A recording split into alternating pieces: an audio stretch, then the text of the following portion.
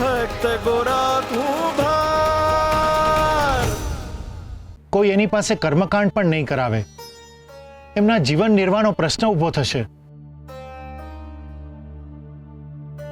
આ પરમાભાઈ હારે રહી રહીને તમે પણ એમના જેવા થઈ ગયા છે। હાવ સાચી વાત છકરીબેન। પુલકેશીભાઈ, તમે જ કહેતા હતા ને કે માણસને માણસ છોડે પણ એના કરમ ન છોડે। આ પૂજારી બાપાના પાપનો ઘડો છે ને ભરાઈ ગયો તો તે એમના જ માથે ફૂટ્યો। મારા ઘોરાને હેરાન કર્યો, એનું જ ફળ એમને મળી રહ્યું છે। હા, હે બેટા, તારો થાક ઉતરો? એ ગોરા બેટા, આ બાપા કાંક પૂછે છે, જવાબ તો દે। હા, ઉતર્યો। લ્યો, આ તમારો તોફાની ગોરા એકદમ શાંત થઈ ગયો। દરિયાના મોજા જેવો ગોરા નદીના પાણી જેવો થઈ ગયો। એ ગોરા બેટા, તારી તબિયત તો સારી છે ને? મજા તો છે ને? હા બાપા, હું માટી ટીપવા હતું, વધારે પાણી લઈ આવું?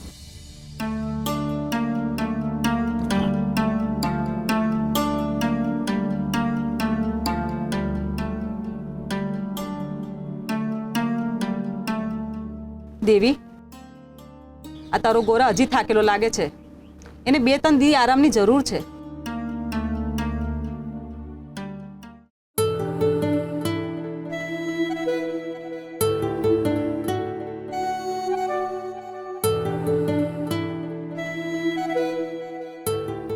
હાલ ગોરા, તારો વારો, હાલ લંગડી લે।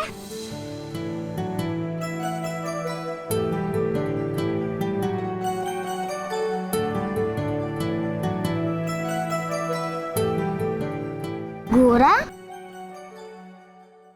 ગોરા, હા તું સાંભળતો કા ના?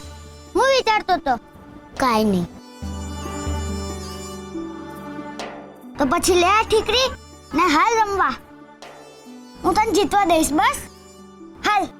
ના, મારે નથી રમવું ને મારે નથી જીતવું, તું જા। હે બેટા, હાર જીત તો છે ને હરીના હાથમાં છે, અને તારે કા નથી રમવું? તને તો આ રમત બહુ ગમે છે ને? મને તને કાઈ નથી ગમતું ને મારે કાઈ નથી રમવું।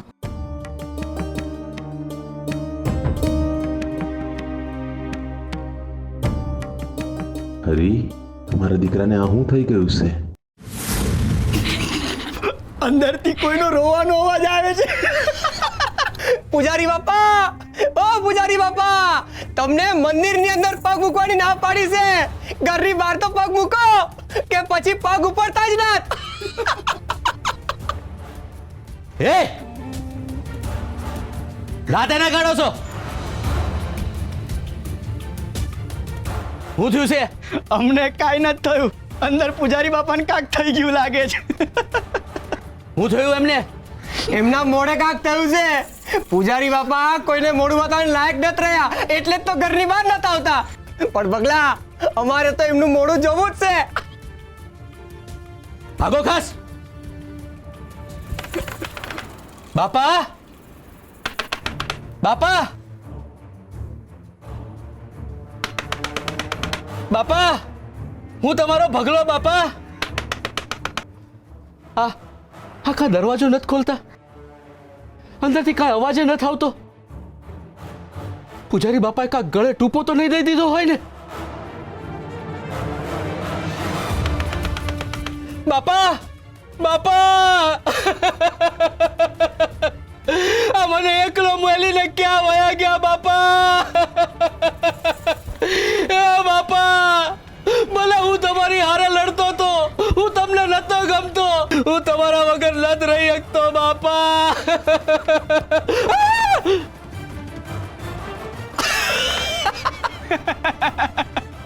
લ્યો, હવે પૂજારી બાપા પગલાને ટૂંપો દઈ દેશે।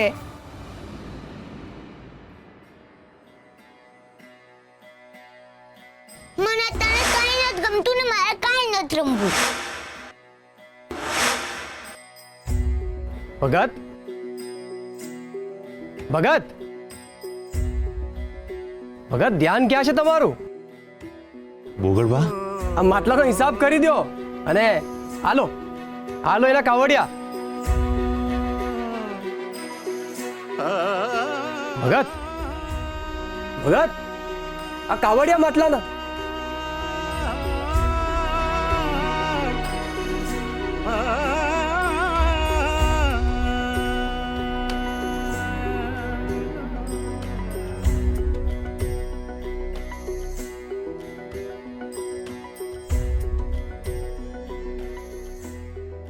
ભગત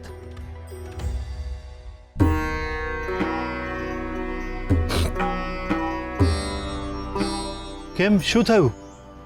કેમ આજે મન અશાંત લાગે છે? જાણું છું ભગત, તમારા મનમાં શું ચાલી રહ્યું છે. મનમાં એ જ હાલી રહ્યું છે પુલકેશી ભા કે આ વીતેલા વખતમાં મારા ગોરા હારે શું થયું હશે. એ હાવ બદલાઈ ગયો છે પુલકેશી ભાઈ. પહેલા આમ કેવો દોડાદોડી કરતો હતો, આમ હાથમાં નહોતો રહેતો, ને હવે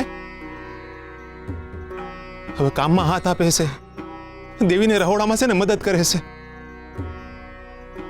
એ મારો ગોરા હોય એમ લાગતું જ નથી મને. બોલો ને પુલકેશી ભાઈ, એ પહેલા જેવો થઈ જાય એના હાટું શું કરું બોલો ને. ભગત, કોઈ બી વાત કે ઘટના એના મનમાં ઘર કરી ગઈ છે. એની સાથે જે બન્યું છે એ એના મોઢે જ બોલાવડાવવું પડશે. પણ એ મગનું નામ મરી નથી પાડતો. એટલે કાંઈ પણ પૂછું છું ને કાંઈ નથી બોલતો.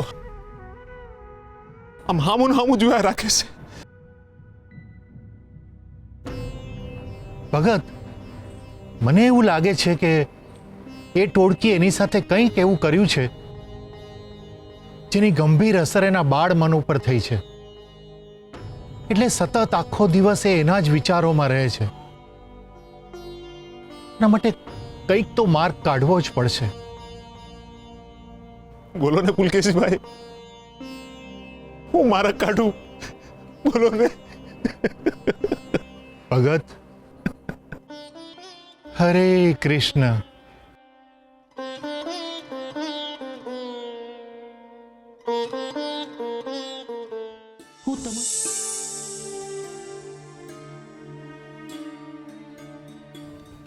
નાથ, ગોરા કેમ હજુ આવું જ વર્તન કરે છે?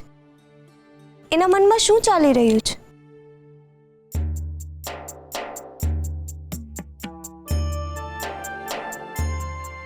એ અત્યારે સંવેદનાના ભાવમાં ડૂબેલો છે.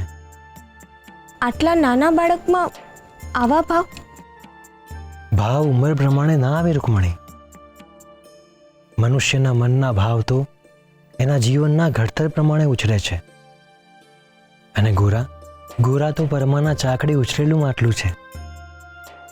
એટલે હંમેશા એના મનમાં પોતાની મજબૂતાઈ કરતાં વધારે બીજાની તરસની ચિંતા રહેવાની. પણ નાથ, આ પીડાથી તો ગોરા જ દુઃખી રહેશે ને? પણ સાચો હરિભક્ત એ જ કહેવાય જે બીજાની પીડાને અનુભવી શકે, બીજાની વેદનાને સમજી શકે. કોઈના સુખે તો સૌ કોઈ સુખી થાય છે રૂકમણી, પણ સાચા હૃદયનો મનુષ્ય એ જ કહેવાય જે બીજાના દુઃખે દુઃખી થઈ શકે. એના મનમાં એના બચી ગયાના આનંદ પર પીડા હાવી થઈ ગઈ છે. કેવી પીડા નાથ? એ જ કે પોતે તો બચી ગયો, પણ શું નાથ? એ તો ગોરા જ કહેશે. બાપા બાપા બાપા, મારી મશ્કરી કરે છે તું? બાપા મજાક મજાક. આ ગામના છોકરાઓ બાર ઊભા ઊભા ટીખળ કરતા હતા તો મને એમ થયું કે હું બાપાની થોડી ગમત કરી લઉં. અને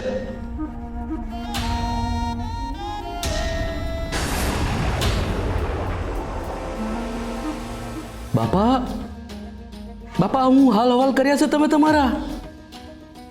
પગલા મારા હાલ બેહાલ થઈ ગયા છે. મારું જીવન ઝેર થઈ ગયું છે. હવે તો એમ થાય છે કે હું મોતને ભેટી લઉં. લો, આમણે તો હામેથી જ મોત માંગી લીધું.